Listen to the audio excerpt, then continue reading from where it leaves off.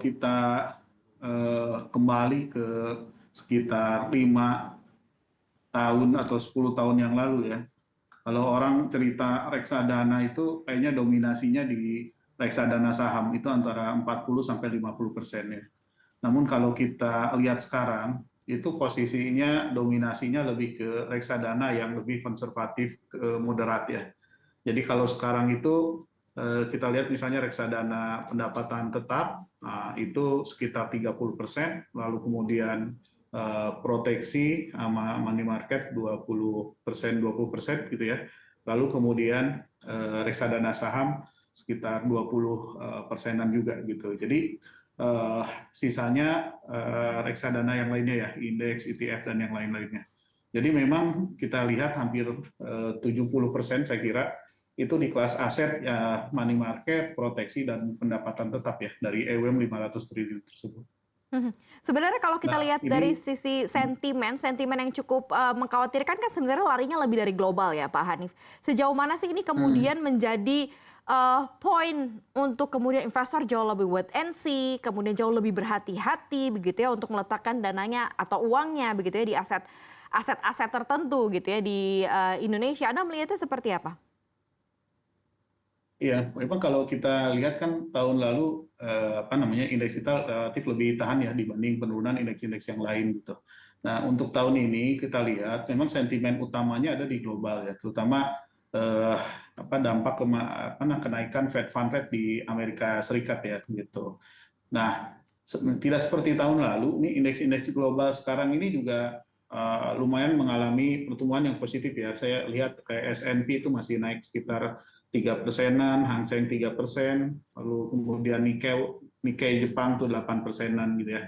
Sementara IHSG kita minus 1%. Jadi memang kalau kita lihat alirannya ada yang balik ke negara-negara yang tahun kemarin mengalami penurunan cukup dalam gitu.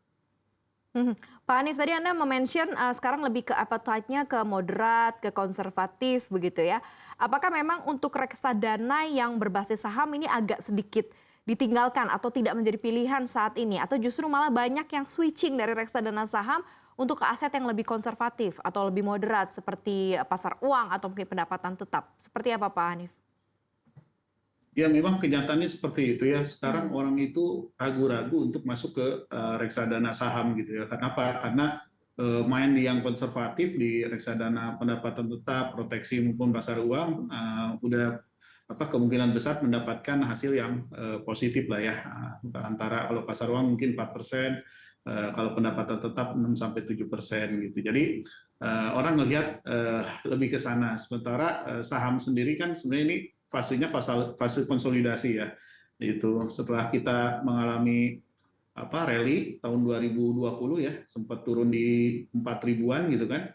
Terus naik ke 7.000, sekarang di atas 7.000, sekarang di bawah 7.000 lagi di 6.700. Jadi sekarang nih saham ini dikonsolidasi gitu ya antara 1.700 sampai 7.200 gitu ya. Nah, ini kalau bisa lari ya mudah-mudahan bisa sampai ke 8.000. Nah, hanya memang bedanya kalau eh, horizon investasinya itu pendek gitu ya. Nah, ini memang cenderung orang akan mengalihkan ke reksadana pasar uang atau pendapatan tetap. Mhm. Nah, jika horizon investasinya panjang, ya saya sarankan masuk ke reksadana saham gitu karena kita lihat ya meskipun Fed Fund Rate masih terus naik gitu ya. Cuman kalau kita lihat yield obligasi Amerika itu udah inverted yield curve ya. Mhm. Yang dua Mhm. tahunnya 5%, sementara yang 10 tahunnya 4% gitu.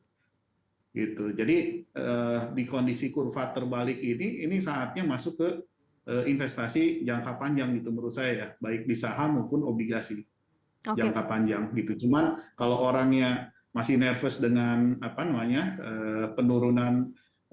penurunan ini, ya mau nggak mau mereka akan masuk dulu ke yang lebih konservatif gitu, money market dan pendapatan tetap.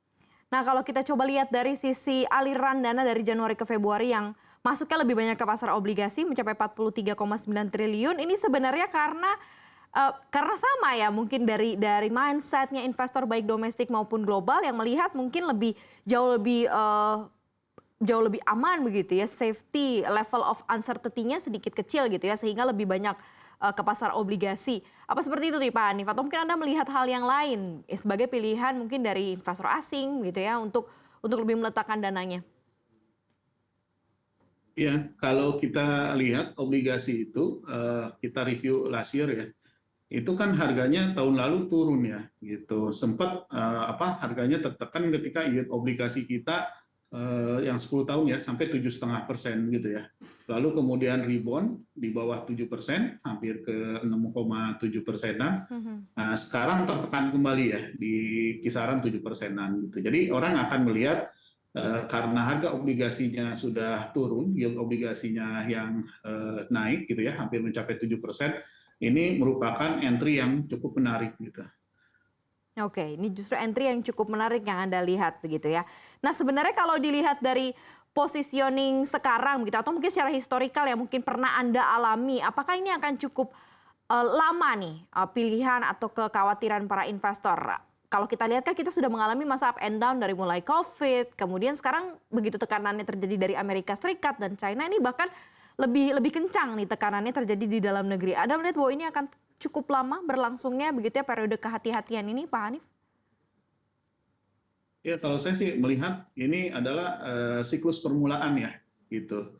Jadi siklus permulaan dari rally panjang gitu, kenaikan rally panjang. Jadi saya kira di siklus permulaan ini banyak turbulence ya, turun naik gitu. Cuman kalau kita view-nya bisa lebih panjang ya, saya kira ini entry yang cukup baik ya untuk masuk ke investasi jangka panjang, baik itu di obligasi maupun di saham. Kalau melihat situasionalnya seperti ini, berapa sih target mungkin dari pencapaian AUM yang bisa didapat begitu ya di tahun ini? Apakah target-targetnya mungkin ada yang direvisi karena ternyata sudah memasuki bulan ketiga masih belum lagi bergeliat begitu pasarnya. Anda melihatnya gimana Pak Hanif? Ya, jadi kalau dari sisi dana kelolaan ya, kita memang mentargetkan cukup tinggi ya. Tahun ini kita ingin reksadana kita doubling lah di reksadana ya, dari 3 triliunan ke atas 6 triliunan gitu ya. Gitu. Kalau yang lainnya kan KPD ya, discretionary fund. Kalau discretionary fund kita stay lah AUM-nya di 11 triliunan. Jadi kami sangat optimis. Kenapa? Karena sekarang ini reksadana ini sudah sangat mudah dijual di agen-agen penjual reksadana ya, memakai digital gitu. Kami bekerja sama dengan beberapa agen penjual reksadana dan so far sih kita mengalami net inflow lumayan ya Mhm. dari agen-agen penjual reksadana yang digital itu tadi.